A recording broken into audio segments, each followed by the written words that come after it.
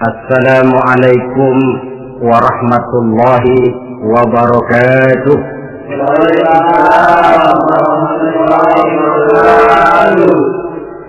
Alhamdulillah, wassalatu wassalamu ala sayyidina Rasulillah, sayyidina wa maulana Muhammad ibn Abdullah wa ala alihi wa sahbihi wa man tabi'ahu wa walah. Subhanaka la ilma lana illa ma 'allamtana innaka antal alimul hakim. La haula wa la quwwata illa billahil aliyyil azim. Amma ba'd. Saudara-saudara hadirin kaum muslimin rahimakumullah. Di bulan ini sebagian saudara-saudara kita yang mendapat panggilan Allah untuk melaksanakan ibadah haji telah mulai mempersiapkan diri untuk melaksanakan ibadah yang istimewa ini. Apa keistimewaan daripada ibadah haji? Pertama, ada ibadah yang dititik beratkan kepada kekuatan badan, yang disebut ibadah badaniyah. Misalnya puasa atau sholat. Ada pula ibadah itu yang titik beratnya adalah hati, yang disebut ibadah qalbiyah. Umpamanya zikir khafi, zikir yang tersembunyi.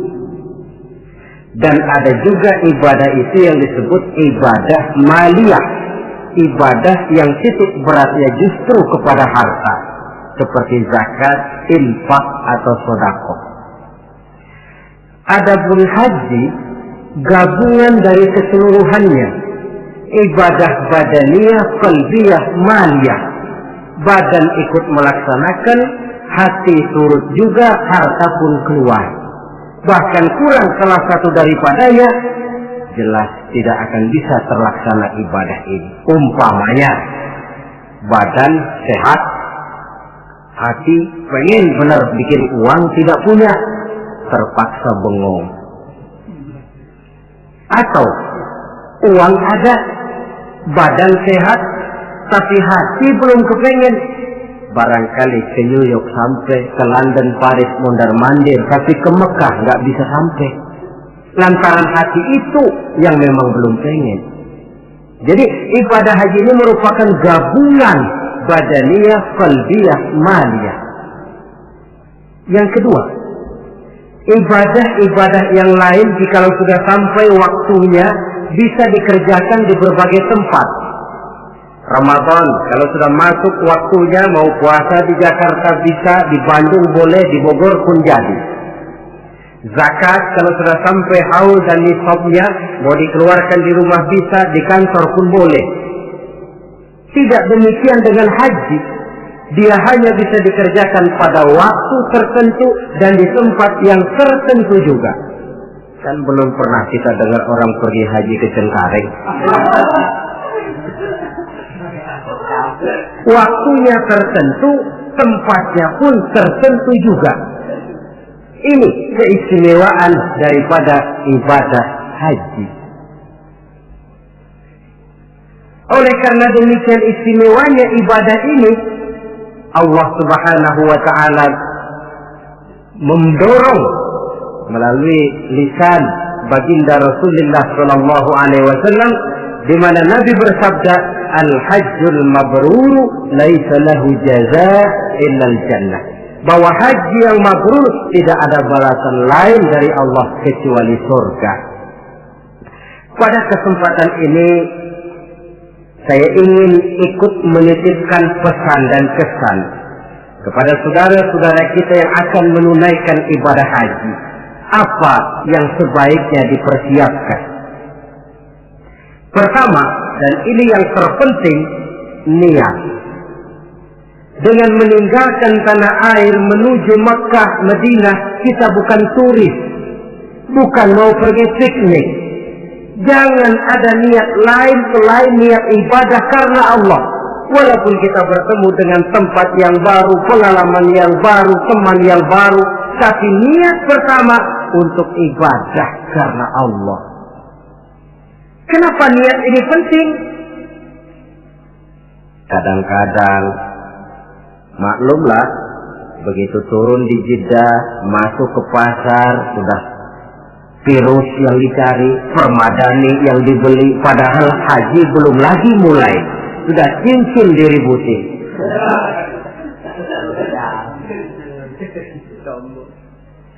Nah, kalau niat kuat, maka dalam pelaksanaan ibadah haji nanti, jangankan bertemu dengan yang enak, bertemu dengan yang tidak enak pun akan jadi enak. Sebab apa? Maaflah saudara, kalau mau dicari kenikmatan biologis dalam ibadah haji hampir tidak ada. Tapi kenapa orang mau? Uangnya minimal 4 juta keluar, rumah dia tinggalkan, anak yang masih kecil dia tinggalkan, karena famili handai solan keluarga ditinggalkan, melintasi samudera melalui berbagai negara, sampai dia di Makkah sana berdesakan dengan jutaan manusia, tidur tidak teratur, manusianya kadang-kadang kasar, iklimnya pun buat. Tapi saya belum pernah dengar ada orang pergi haji. Tidak pernah pulang haji lalu ditanya, Pak Haji bagaimana di Mekah, buat taubat lagi-lagi.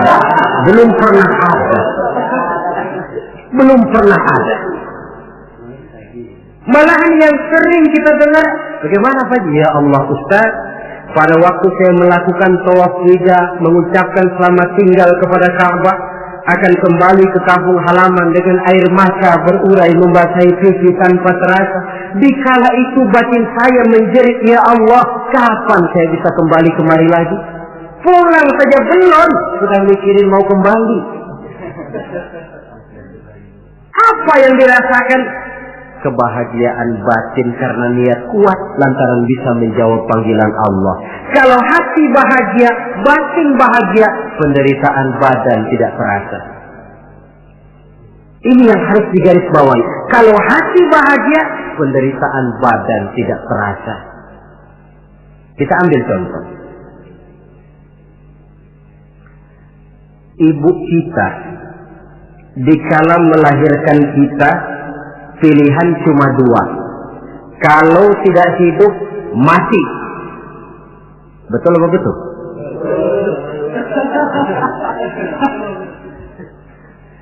Di tengah kesakitan, penderitaan, dan kepedihan dia lahirkan anaknya dengan untayan air mata.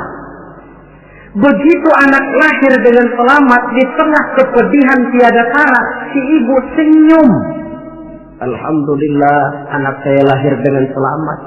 Sakit, pedih, menderita, tapi kalah oleh kebahagiaan hati melihat anaknya lahir dengan selamat. Kan gak ada ibu begitu anaknya lahir lalu ditunjuk, gara-gara kamu sialan. Gak ada.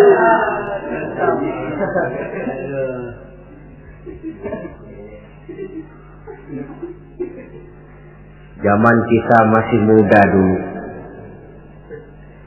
punya pacar rumahnya jauh, kalau mau apel lewat pohon bambu, hujan gerimis, cukup seram, jalanan licin. Tapi giliran apel, kira-kira berangkat nggak? Wajib.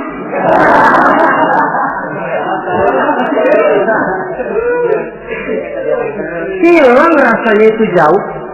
Tidak seram lewat pohon bambu, gerimis malah menambah keindahan. Kenapa? Lantaran hati bahagia. Kalau hati sudah bahagia, penderitaan badan tidak terasa. Itulah pentingnya niat.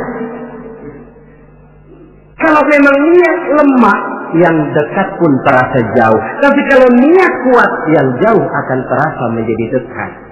Dan oleh karena niat kuat, Allah akan memberikan jalan. Yakinlah itu. Saudara, ketika saya melaksanakan ibadah haji, Saya bikin haji ifrat, masuk Mekah itu orang sudah berkumpul di Mekah. Tapi saya memang punya niat kuat, bagaimanapun di dalam tawaf saya harus bisa mencium Hajarul Aswad. Padahal manusia jutaan, saya tawaf berdesak-desakan dengan jutaan orang. Niat kuat, saya harus bisa mencium Hajar Aswad. Apa yang terjadi? Sedang enak-enak saya tawaf, diseruduk orang Afrika yang tinggi gede. Diseruduk mental saya. Apa yang terjadi? Saya mental jatuh pas di depan Hajar Aswad. Orang Jawa bilang njilala. Njilala, kok ada jalannya? Diseruduknya sakit, tapi kok jatuhnya di situ? Oh, saya pikir Allah memberikan jalan karena niat yang kuat. Tidak cuma sekedar ibadah haji, ibadah apapun saja, ini fondasi utama, niat. Jika sudah rapuh niat, nilai ibadah tidak akan sampai kepada tingkat kesempurnaannya. Apalagi untuk melaksanakan ibadah haji ini. Jangan sampai ada niat, di Mekah nanti belanja jam tangan lebih murah, atau nanti kalau sudah pulang kepengen pakai peci putih dipanggil Pak Haji, lalu siapa yang lewat cium tangan sama saya. Niat ibadah karena Allah, jangan sampai ketumpangan niat-niat lain yang bisa memalingkan kita daripada niatan ibadah itu sendiri. Satu. Yang kedua, apabila bapak, saudara, ibu-ibu sudah sampailah di tanah haram nanti, puas-puaskan di sana melaksanakan ibadah. Mumpung sudah ada di sana. Sebab itu kalau orang sudah ada kemampuan, jangan lagi ditunda bikin haji ini. Nabi ancam betul itu. Man kana lahu sa'ah falam yahus falyamut in sya'a yahudiyan wa in kana nasraniyan.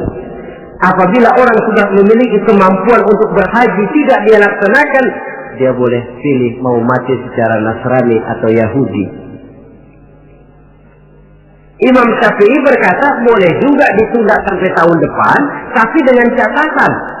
Pertama, jangan putus niat. Selalu niat bahwa tahun depan dia mau pergi haji. Yang kedua, dan ini yang berat, dia tidak boleh mati pada tahun itu. Ya kalau niat tidak putus boleh lah, tapi kalau tidak mati tahun itu, ini kan mesti bikin perjanjian sama malaikat maut, ini repot.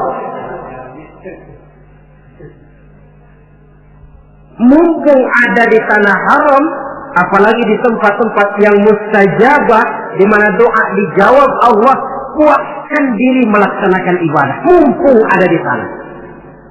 Kapan lagi mau mengejar keuntungan sebesar itu? 1 rakaat di Masjidil Haram sama nilainya dengan 100.000 rakaat di masjid-masjid lain. Tahun depan belum tentu kita bisa kembali lagi. Taruh kata rezeki ada tapi umur belum tentu ada. Taruh kata umur sampai tapi rezeki belum tentu ada. Mumpung ada panggilan sudah sampailah kita di sana. Pusing-pusing dikit berangkat ke masjid, capek-capek dikit berangkat ke masjid. Puaskan hati dan diri melaksanakan ibadah. Kalau malas yang diperturutkan, kan rugi, sudah buang waktu, tenaga, harta, tapi nilai ibadah tidak seperti yang diharapkan. Jadi yang kedua, mumpung ada di sana, puas-puaskan diri melaksanakan ibadah. Yang ketiga, kalau nanti sudah sampai di tanah haram, entah di Mekah dan Madinah, orang bilang Mekah Madinah itu taman mini akhirat. Artinya apa? Di sana orang harus jujur kepada diri sendiri. Kalau menemukan berbagai kesulitan, jangan mencari kambing hitam. Jangan mencari sebab pada diri orang lain. Cari sebab pada diri sendiri. Kalau di sini kan kita bisa saja berkata, gara-gara lu sih begitu, gue jadi begini. Orang lain kita kambing hitamkan. Di sana kalimat macam itu tidak berlaku. Semua kesulitan, semua hal-hal yang tidak menyenangkan yang menimpa kita, carilah sebab di dalam diri sendiri. Itu obat yang paling mujarab. Sebab kita ke sana memang dengan pengakuan segala dosa. Seperti kata Abu Nuwas dalam syairnya, Ilahi abdukal asi ataka. Wahai Allah, hambamu yang penuh maksiat, berlumur noda dan dosa ini datang menghadapmu ya Allah, memohon ampunan dan taubat dari seluruh dosa. Kata perbuatan yang tidak terkontrol akan mendatangkan kesulitan dan obatnya tidak lain taubat. Saya punya seorang teman. Dia di sini nggak pernah kemana-mana. Begitu masuk Mekah jalan-jalan melulu. Temennya kasih tahu, Ji, jangan jalan-jalan melulu, nanti susah dicari kalau ada perlu. Nepuk dada. Anak Betawi nih nggak bakalan keder katanya. Sudah selesai dia jalan-jalan mau kembali ke rumahnya, putar-putar nggak pernah ketemu tempat dia tinggal. Sampai 2 hari. Akhirnya dia bertemu seorang syekh. Tuan syekh, bagaimana saya ini? Sudah 2 hari mau pulang nggak ketemu rumah. Nah, kamu memangnya kenapa? Dia pikir-pikir, saya juga sih, lidah ini nggak terjaga. Pakai nepuk dada nggak bakalan salah jalan lah, nggak bakalan keder lah. Nah, sana kau masuk Masjidil Haram, tawaf, sembahyang sunnah, sujud di depan Ka'bah, akui dosa dan kesalahan. Dia masuk tawaf, sholat sunnah, sujud di hadapan Allah, mengakui kesalahannya, keluar dari Masjidil Haram, kelihatan rumahnya. Itu yang saya maksud taman mini akhirat. Baik kata, baik perbuatan harus dijaga, dikontrol, jangan sampai masuk dalam apa yang dipesankan Allah. La rafasa wala fusuqa wala jidala fil hajj. Di dalam melaksanakan ibadah haji itu jangan sampai ada rafas. Rafas, kata-kata kotor, kata-kata yang bisa menimbulkan rangsangan. Fusuk, kata-kata yang keji, atau kata-kata yang sifatnya menyesali amalan. Umpamanya, coba gua nggak pergi haji 4 juta dibeliin bajai, tinggal nungguin setoran. Ini masuk fusuk juga. Wala jidal, pertengkaran. Maklumlah suhunya panas. Dalam kondisi panas temperatur mudah naik, orang peka, sedikit tersinggung mudah marah. Lantaran air, lantaran makan, lantaran tunggu menunggu, bisa menimbulkan kemarahan. Oleh karena itu, sekali lagi, pesan saya yang ketiga, orang di sana harus jujur kepada diri sendiri. Jangan mencari kambing hitam kalau menemukan kesalahan, tapi carilah sebab di dalam diri kita masing-masing. Yang keempat, kalau sudah berkumpul kita dengan jutaan umat Islam di Mekah, di Madinah, tidak usah usil dengan amalan orang lain. Sebenarnya tidak cuma di sana, di sini pun seharusnya kita begitu. Tapi akan lebih real kalau kita lihat di sana. Kenapa? Akan macam-macam tingkah orang yang sholat itu. Ada yang sholat selesai takbir, tangannya berlenggang-lenggang saja.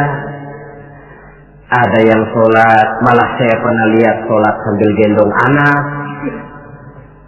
Ada pula saya saksikan di sebelah saya betul. Dia bawa sebotol air zam-zam, dia sholat. Botol zam-zam ditaruh di sampingnya. Waktu dia lagi ruku, botolnya ketendang orang, menggelinding ke depan. Sambil ruku dia samperin tuh botol. Dia ambil, dia taruh lagi di sampingnya, dia terusin sholatnya. Apa lalu kita harus mencak-mencak sampean sholat begitu? Tidak betul.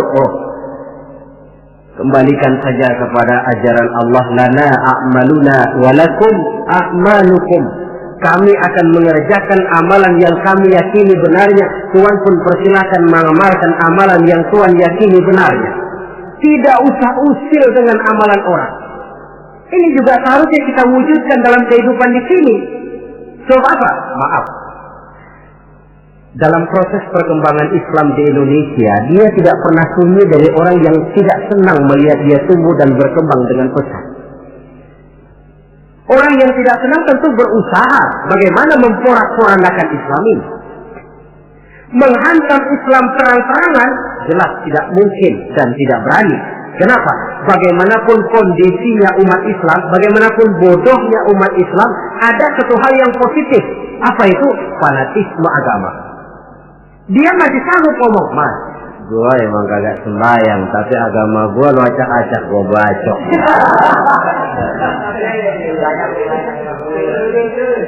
Dari segi fanatisme positif itu positif. Maka orang pun lalu tidak berani menghantam Islam dengan membuka front secara terbuka.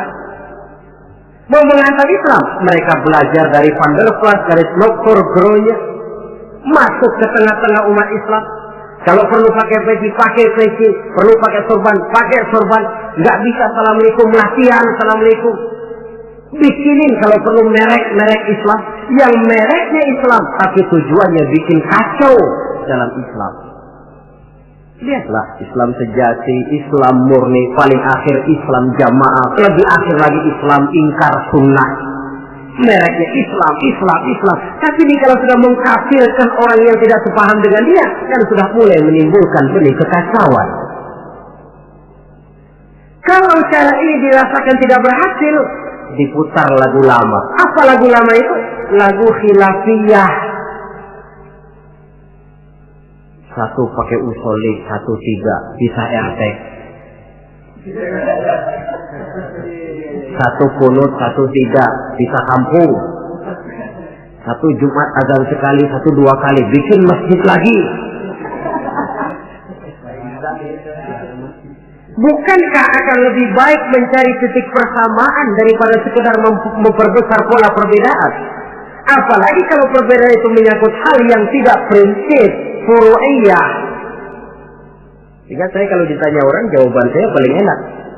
Ustaz, kalau subuh pakai ulut enggak? Kalau saya pakai. Yang tidak pakai bagaimana? Yang tidak pakai, kata yang tidak pakai. Kata yang tidak pakai. Jadi pakai kunut betul? Betul, karena saya pakai kunut. Tidak pakai kunut juga betul? Betul, kata yang tidak pakai kunut. Nah, kalau yang kunut betul, yang tidak kunut betul, lalu yang salah yang mana Ustaz? Yang salah iya, yang subuh enggak sembahyang.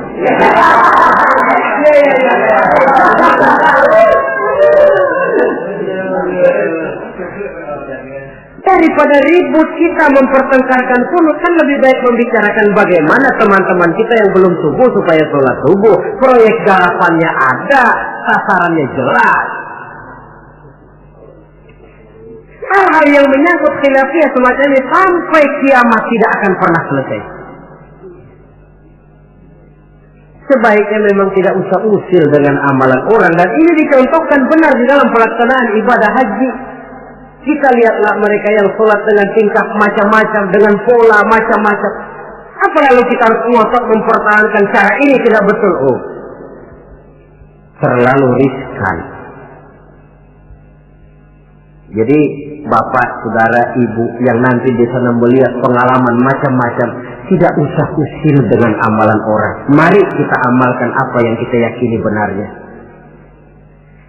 Yang kelima, pesan saya kepada jamaah haji, ibadah haji itu ibadah yang berat. Oleh karena itu, orang melaksanakan haji itu harus bawa sabar yang sebanyak-banyaknya. Sabar yang tidak ada batasnya. Banyak kasus terjadi karena kurangnya kesabaran. Kadang-kadang sepasang suami istri, dia mau tawaf, kata suaminya, Bu, saya mau bikin tawaf sunnah. Kau tunggu saja di tiang sebelah sini, jangan kemana-mana. Istrinya setia nunggu di tiang itu. Padahal semua tiang di Masjidil Haram bentuknya hampir sama. Si suami pun tawaf berputar mengelilingi Ka'bah.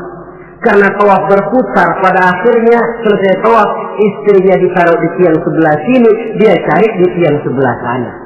Mutar-mutar tidak ketemu. Setelah ketemu capek, muka sudah merah, keringat bercucuran, marah setengah mati si suami. Kau sudah saya bilang jangan jalan kemana-mana, masih jalan juga. Padahal istrinya mah nggak kemana-mana, dia yang keliru arah. kadang karena air, kadang karena makanan. Hal-hal yang sedikit menyebabkan kita peka, mudah sekali dengan watak marah.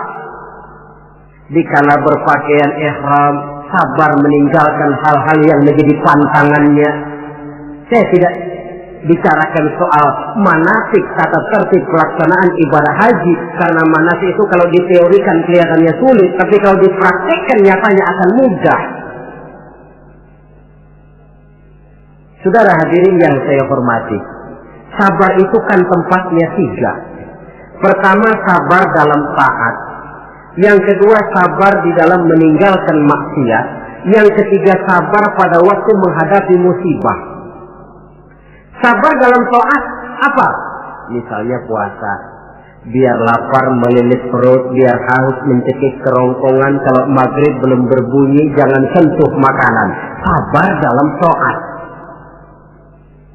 Begitu juga kita ketika terbungkus pakaian ihram, tidak boleh bercukur, tidak boleh menggunting kuku, tidak boleh membunuh binatang. Sabar di dalam taat. Yang kedua, sabar dalam meninggalkan maksiat. Umpamanya, kita tadinya penggemar minuman keras, taubat, meninggalkan minuman keras, itu pun perlu kesabaran. Sebab apa? Orang macam-macam. Dia tahu kita bekas peminum, diledeklah kita. Yuk minum yuk. Alah, sekarang aja. Kemarin kan lo yang sukongin. Yang kemarin memerlukan kesabaran. Yang ketiga, sabar pada waktu menghadapi musibah, kesulitan. Apa konsepsi sabar yang hakiki dalam Islam? Sabar yang dijelaskan dalam Al-Quran ialah allazina idza asabathum musibah qalu inna lillahi wa inna ilaihi raji'un.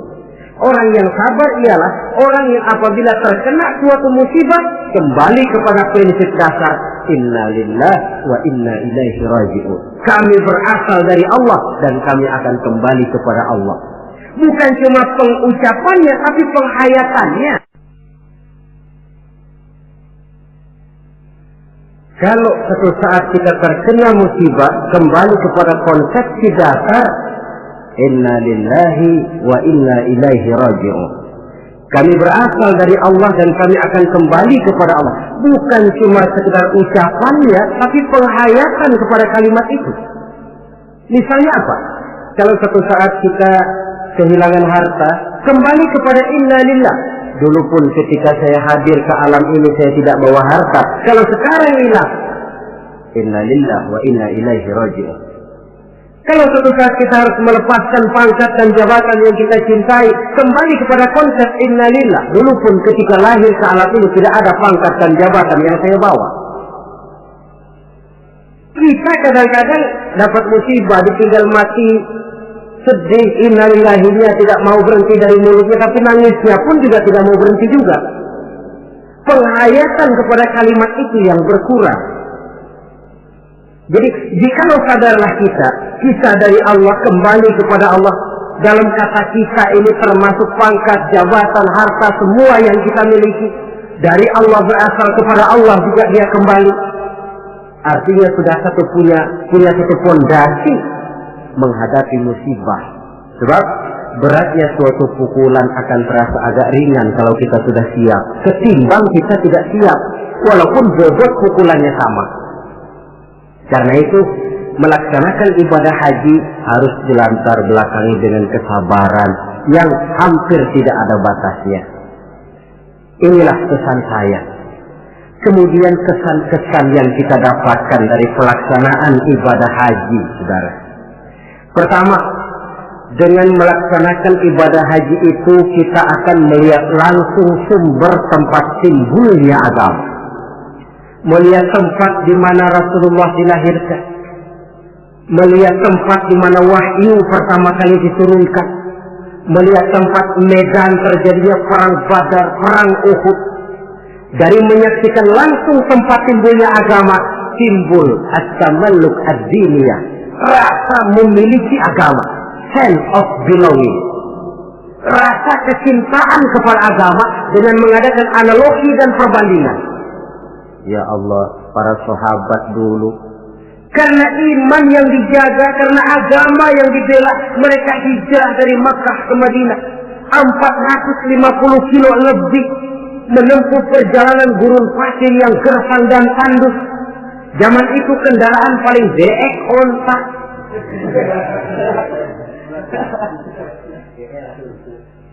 Untuk menegakkan akidah, melaksanakan syariat, mereka harus perang. Kita ini melaksanakan agama ibarat nasi mas tinggal nyuap. Rasul, para sahabat, generasi kemudian yang berjuang dengan untayan air mata, cucuran keringat, bahkan aliran darah. Apakah nasi yang tinggal nyuap ini masih harus tumpah ke tanah? Alangkah sayangnya melihat langsung sumber tempat timbulnya agama. Ada rasa kebanggaan, ada rasa tanggung jawab. Yang kedua kesan saya, orang bilang ibadah haji itu katanya Kongres Umat Islam Internasional. Kita sudah melihat Islam dalam skala yang makro, dalam bentuk nuansa pandangan yang luas. Apa artinya ini? Artinya seorang muslim itu tidak boleh bermental seperti katak di kolong tempurung, merasa diri paling besar karena tidak pernah kemana-mana. Tapi dilihat Islam dalam kancah internasional, sejak dari warna kulit sampai kepada bahasa, sampai kepada bentuk manusia, macam-macam berkumpul. Tapi apa? Dibungkus dengan pakaian yang sama, membaca bacaan yang sama, melaksanakan ibadah yang sama, menyembah Allah Tuhan yang sama, membaca bacaan yang sama. Dari sekian persamaan timbul ikatan spiritual bahwa muslim bersaudara, bahwa Islam ini luas. Bukankah sering terjadi kadang-kadang orang melihat Islam seperti orang buta melihat gajah? Frame of reference, kacamata pandangan yang dia gunakan sipit. Ada 3 orang buta dilepas ke kebun binatang, disuruh kenal gajah. Saya yakin laporannya pasti lain-lain. Kata orang buta pertama, lapor. Gajah tipis lebar kayak kipas. Kenapa? Karena yang dia pegang cuma kupingnya. Orang buta kedua tentu ngotot. Salah. Yang betul saya, gajah gede tinggi kayak pohon kelapa. Sebab yang dia pegang kakinya. Orang buta ketiga ngotot. Dua-duanya salah, Pak. Yang paling betul mah saya. Kalau gajah mah Pak, kecil panjang kayak ular. Sebab yang dia pegang ekornya. Salahkah mereka? Tidak salah, cuma datanya kurang lengkap. Bahwa gajah macam kipas, betul telinganya. Bahwa gajah macam ular, betul ekornya. Tapi gajah secara total adalah gajah yang bukan kipas, bukan ular, bukan pula pohon kelapa. Ini yang fisik dan tidak menjadi, kadang-kadang baru kenal kuping gajah, kemana-mana sudah pidato. Saudara-saudara, gajah tipis lebar kayak kipas. Diundang lagi ke tempat sebelah sana, begitu lagi pidatonya. Buat orang yang sudah kenal gajah, dia diketawain. Belum buat orang yang belum kenal gajah, dia malah menyesatkan. Dua-duanya sama tidak mendidiknya. Nuansa pandangan yang luas. Yang ketiga, kesadaran hidup.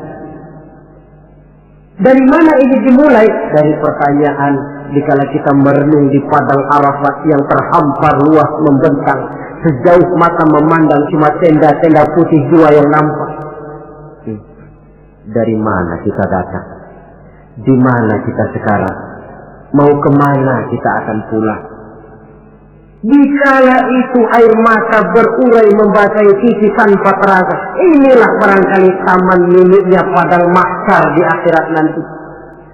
di mana kita melepaskan semua status sosial. Dikala itu jenderal tidak akan dipanggil jenderalnya, dikala itu yang intelek dan yang awam tidak tahu lagi kita, dikala yang kaya dan yang miskin sudah sulit dibedakan.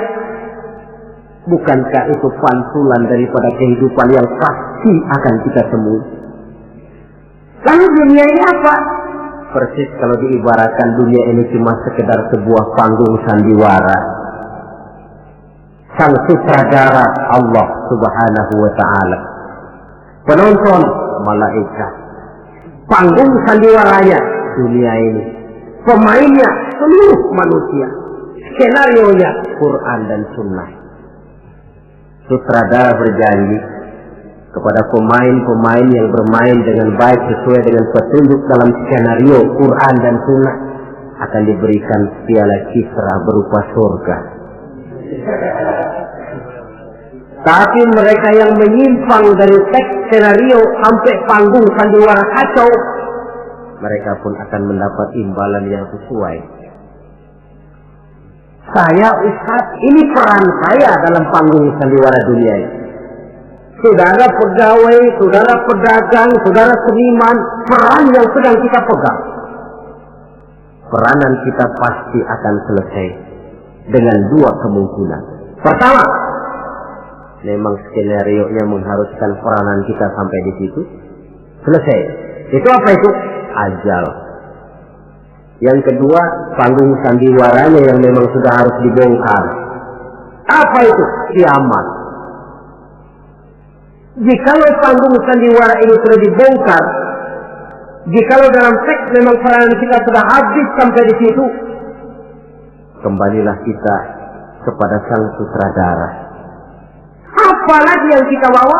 Kata Nabi, yutba'ul mayyitu salasah. Orang jikalau dia mati, selesai peranannya, yang mengantar ke kuburnya tiga. Ahluhu wa maluhu wa amaluhu. Hartanya, keluarganya, amalnya. Gantar dia ke kubur. Tapi yang dua pulang lagi. Siapa yang pulang lagi? Pertama ahluhu, keluarganya.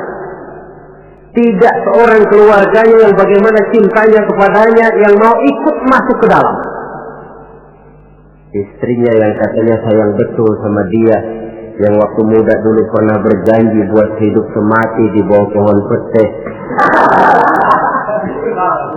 dengan senandung irama. Dikala muda dia berkata, "Bang, apalah artinya hidup ini tanpa engkau di sisiku, Bang? Hampa rasanya hidup ini." Tapi ketika suami masuk ke liang lahat, dia akan berkata, "Sampai sini saja Mas, saya ngantar emas. Saya rela Mas berangkat duluan."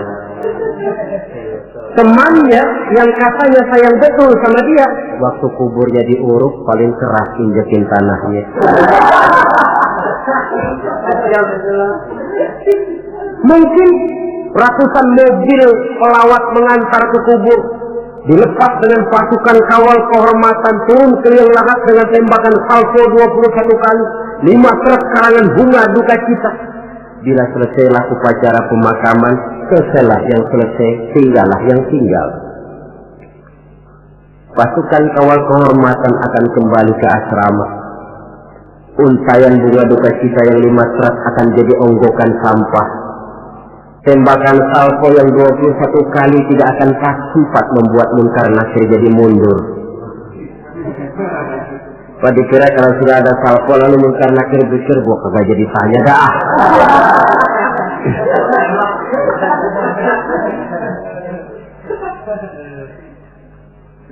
Harta pun tidak ikut masuk ke dalam. Mobil cuma parkir di pelataran kubur. Yang setia menemani kita, the best friend, sampai masuk ke dalam itu tidak lain nilai amal yang kita kerjakan di dalam kehidupan ini. Maka hidup hakikatnya kesempatan untuk berbuat amal. Kata Allah, "Wallazi khalaqal mauta wal hayata liyabluwakum ayyukum ahsanu amala." Dialah Allah yang telah menciptakan hidup dan mati untuk menguji kamu, siapa di antara kamu yang paling banyak amal kebajikannya. Hidup adalah kesempatan berbuat baik.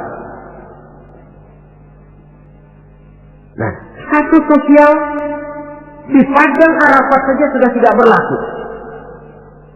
Pernah terjadi seorang jenderal, dia sedang mencium Hajar Aswad karena terlalu lama kepalanya ditarik orang Baduy yang hitam itu. Dia marah mau dipukul si Baduy. Sabar Pak. Ini orang kurang ajar Ustaz. Saya kan jenderal. Saya belum pernah digitukan orang. Iya, jenderal kan di negara kita, Pak. Di sini kan Ka'bah. Jenderal nggak laku di sini. Di sini ini kita harus jujur kepada diri sendiri. Kalau kepala kita diangkat orang, barangkali kita di sana sering ngepelakin kepala orang.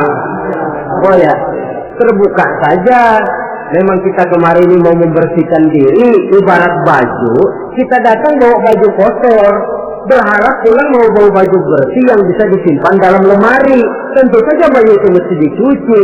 Dicuci artinya disabuni, digilas, dijemur, disetrika. Wajar menemui kesulitan-kesulitan untuk pemutihan pribadi yang telah dilumuri oleh dosa dan kesalahan. Saudara hadirin, luasnya nuansa pandangan menyebabkan kita tidak berpikir secara fisik, tapi mampu melihat persoalan dari sudutnya yang luas. Itu yang saya rasakan di dalam pelaksanaan ibadah haji. Karenanya saya pernah ke Bali, tapi tidak ada rasa kerinduan pengen ke Bali lagi. Saya pernah ke Jogja, ada orang cerita tentang Jogja, Borobudur, Parangtritis, rasanya kok biasa-biasa saja. Saya pernah ke Mekah, setiap kali orang cerita Ka'bah, tiap kali orang cerita Sa'i, tiap kali orang cerita wukuf, terbayang kembali semua itu, kerinduan untuk kembali lalu menggebu-gebu. Suatu kenikmatan yang tidak bisa dilukiskan dengan kata-kata. Hanya mereka yang sudah melaksanakan yang tahu semua itu. Paling akhir, tentu sekedar kesan kita harapkan Bapak, Saudara, Ibu yang akan melaksanakan haji ini tidak hanya sekedar bisa pergi, tapi kembalilah ke tengah keluarga dengan selamat, dan yang paling penting membawa haji yang mabrur. Apa yang haji mabrur itu? Ukuran hakikat haji mabrur itu wallahu a'lam. Allah saja yang maha tahu. Tapi kita bisa lihat zahirnya. Bagaimana zahirnya? Apa kalau haji mabrur itu kemana-mana tidak pernah lepas peci putih? Mungkin. Apa harus selalu pakai gamis? Mungkin. Tapi itu sekedar kulit. Kulit sih bisa dibikin-bikin. Kulit penting, isi penting. Saudara dapat duren di jalanan, isi doang, kulitnya nggak ada. Kira-kira mau makan nggak? Jadi kulit penting, isi penting. Lebih penting daripada kulit adalah isi. Artinya apa? Jiwa haji. Bukan cuma sekedar pakaian haji, tapi berjiwa haji yang ditempa oleh pengalaman di Mekah, Madinah, dan di tempat-tempat bersejarah lainnya. Membekas dan membayang dalam gerak hidup kita. Kalau setelah pulang haji lebih positif daripada sebelum dia berangkat, itu tanda di antara tanda-tanda haji yang mabrur. Sebelum berangkat haji, sholatnya masih agak belang-belang. Setelah pulang haji, full, tidak ada belangnya lagi. Sebelum berangkat haji, kulitnya 17 setan. Setelah pulang haji, berubah menjadi orang yang dermawan. Itu tanda mabrur. Sebab apa? Di masyarakat haji ini barometer. Orang sering bilang, kenapa lo maghrib kok nggak ke masjid? Itu aja yang Pak Haji masih di perapatan. Pak Haji katanya. Padahal kan tidak mesti begitu. Tapi masyarakat kadang menilai itu sebagai figur. Ini yang harus kita hati-hati. Makanya tidak heran dalam komposisi rukun Islam, ibadah haji diletakkan yang kelima. Kenapa? Sabda Nabi, buniyal Islamu ala khamsin. Kalau Islam ibarat rumah, maka rumah ini didirikan di atas 5 unsur. Kita bandingkan Islam dengan rumah. Orang kalau mau bangun rumah sebelum pasang tiang, kusen, jendela, kan yang paling dulu dia bikin fondasi. Dalam bangunan Islam fondasinya apa? Asyhadu an la ilaha illallah wa asyhadu anna Muhammadar Rasulullah. Kenapa saya katakan fondasi? Saya bersaksi tidak ada Tuhan melainkan Allah. Artinya apa? Artinya saya tidak akan menyembah kecuali hanya kepada Allah. Saya tidak akan minta tolong kecuali hanya kepada Allah. Saya tidak akan menggantungkan hidup kecuali hanya kepada Allah. Saya tidak akan minta rezeki kecuali hanya kepada Allah. Saya tidak akan pernah takut kecuali hanya kepada Allah. Fondasi. Kalau fondasi keropos, bangunan tidak akan tahan lama. Benar Tuhan kamu Allah. Betul. 1 juta ya, tidak Tuhan. Ya, 2 juta, 2 juta, 10 juta enggak. Sekali Allah Tuhan saya, sampai titik darah saya yang paling terhabiskan, Allah Tuhan saya. Ini fondasi yang mantap. Tapi kalau masih bisa digoncang, masih fondasinya rapuh, Tuhan kamu Allah, iya. Tunggal, Bang Jeli, Bang Yula. Ya, atur aja dah. Gimana kalau kita atur? Gimana ya? Pikir-pikir dulu. Masih pikir-pikir dulu pun merupakan ciri akan rapuhnya fondasi. Nah, kalau fondasi sudah siap, baru mulai naik pasang tiang. Dalam bangunan Islam yang jadi tiang apa? As-salat, ibaduddin. Salat, tiang agama. Tiang pokok 5. Zuhur, asar, maghrib, isya, subuh. Tapi supaya bangunan ini kuat, ada tiang-tiang tambahan. Tahajud, hajat, istikharah, duha. Tiang-tiang tambahan supaya rumah kuat. Tapi jangan lupa, tiang diri di atas fondasi. Kalau fondasi miring, tiang ikut miring. Hanya orang sembahyang kan macam-macam.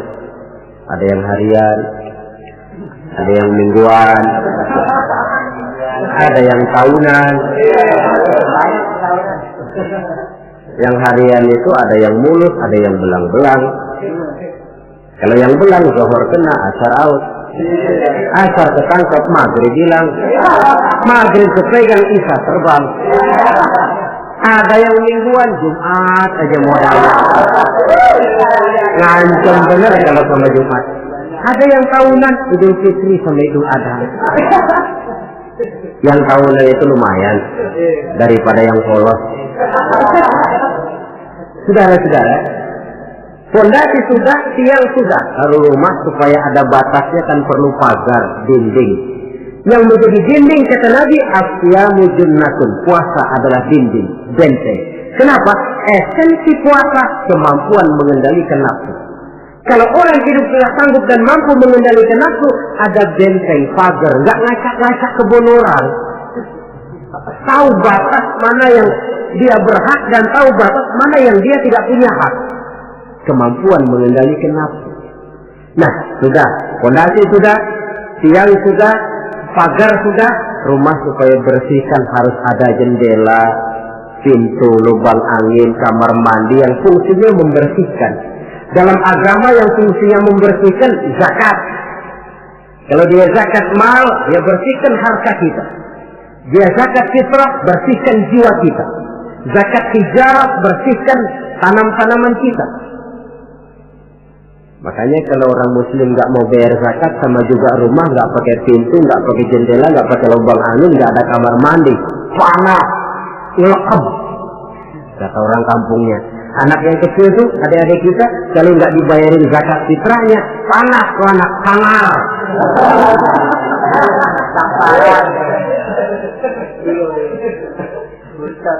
Nah, lalu kalau sudah alat-alat pembersih sudah, mulai naik kap di atas, tinggi, kapnya putih, haji. Kalau kita kan masih kap hitam. Kalau sudah naik kap, biasanya rumah itu kan sudah agak adem. Artinya apa? Orang kalau sudah selesai menunaikan ibadah haji, temperamennya, jiwanya, pembawaannya lebih mapan, lebih matang, lebih dewasa, pertimbangannya lebih banyak. Kenapa? Skalanya sudah skala pasang kap. Dia sudah harus menjadi panutan di dalam kehidupannya, menaungi. Maka ibadah haji itu menaungi kepribadian orang. Di satu pihak kita ngukur-ngukur juga. Kalau kemarin saya masuk ke gedung bioskop terang-terangan, barangkali tidak begitu malu. Sekarang kan sudah haji, cukup sewa video aja dah, setel di rumah umpamanya. Dari segi memelihara kepribadian, dia sudah merupakan satu benteng. Apalagi untuk hal-hal yang merupakan aib, hal-hal yang akan menghancurkan martabat dan ketinggian orang itu sendiri. Ibadah haji lebih menaungi kepribadian seseorang. Oleh karena itu, sangat dianjurkan mereka yang sudah memiliki kemampuan untuk sampai ke sana, janganlah ditunda sampai tahun berikutnya. Orang berkata, Ustaz, saya belum bisa baca apa-apa, bagaimana? Berangkat. Soal di sana nanti membaca, kalau ada mutawif, ada muzawir. Tawaf kita bisa membaca bukunya, paling kurang ada pembimbingnya.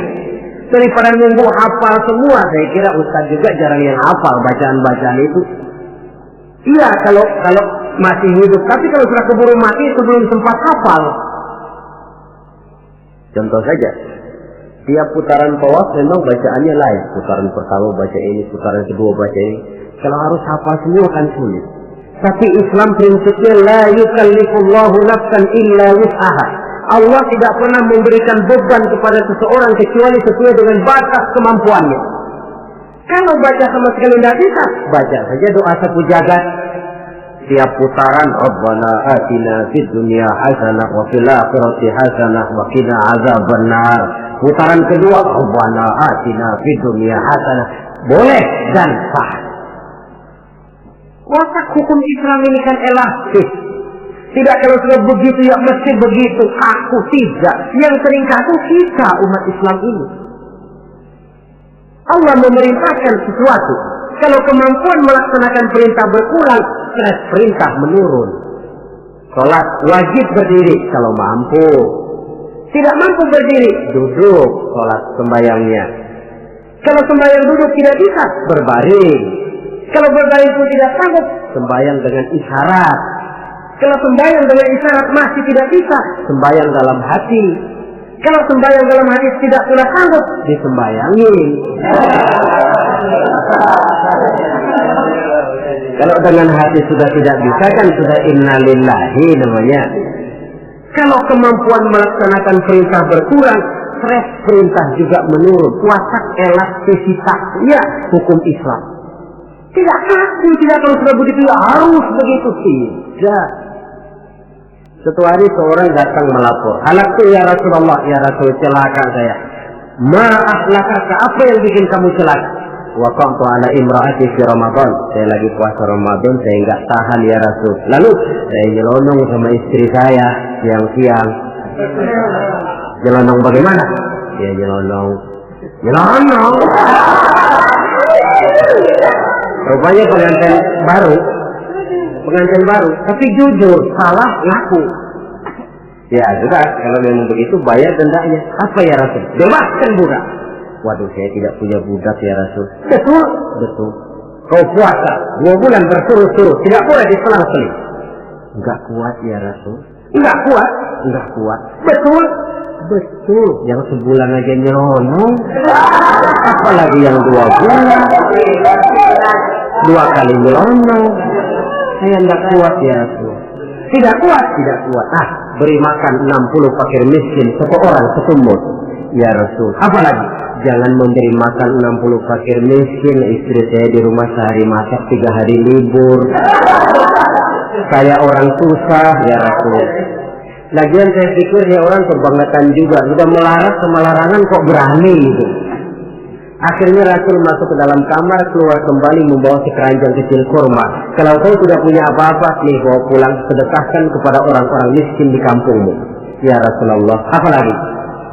Di kampung saya itu yang paling miskin saya. Ya Allah. Rasul tersenyum, ya sudah bawa pulang kasih makan anak istrimu di rumah. Sudah melanggar larangan, dapat kurma lagi. Elastis. Tidak, kalau sudah begitu ya mesti begitu. Tidak. La yukallifullahu nafsan illa wus'aha. Dalam ayat lain, yuridullahu bikumul yusra wa la yuridu bikumul usra. Allah menginginkan kemudahan kepadamu dan sama sekali Allah tidak menginginkan kesulitan bagi kamu. Dalam surah Thaha lebih jelas lagi, ma anzalna 'alaikal qur'ana litashqa illa tadhkiratan liman yakhsha. Kami tidak turunkan Quran ini untuk bikin sulit hidup kamu, tidak. Ini cuma peringatan bagi orang-orang yang takut kepada Allah. Quran, Islam, syariat yang dibawa Rasul tidak untuk menyulitkan manusia, tetapi justru untuk peringatan dan membawa manusia kepada kebahagiaan sejak dari dunia ini sampai ke akhirat nanti. Oleh karena itu, tidak lain tentunya kita ikut mendoakan. Mudah-mudahan saudara-saudara kita yang tahun ini melaksanakan ibadah haji, semoga mereka selamat pulang perginya, kembali ke tengah-tengah keluarganya dengan membawa haji yang mabrur. Dan kita pun yang tahun ini belum beroleh panggilan, mudah-mudahan tahun depan atau tahun-tahun berikutnya dipanggil Allah, supaya kita juga bisa merasakan nikmatnya ibadah di Masjidil Haram, di Masjidil Nabawi, dan di tempat-tempat yang mustajabah lainnya. Sekianlah saudara-saudara pertemuan kita pada saat ini. Mudah-mudahan ada manfaatnya. Terima kasih banyak atas segala perhatian. Mohon maaf atas segala kekurangan. Maklumlah ibarat kata pepatah, wa qad yurja li jarhi sayfi bur'un wa la bur'u lima jarahal lisan. Kalau pedang lukai tubuh, masih kan ada harapan sembuh. Kalau lidah lukai hati, kemana obat hendak dicari. Untuk itu saya mohon maaf. Usikum wa nafsi bitaqwallah. Aqulu qawli hadza fa astaghfirullahal azim li wa lakum. Wassalamu alaikum warahmatullahi wabarakatuh.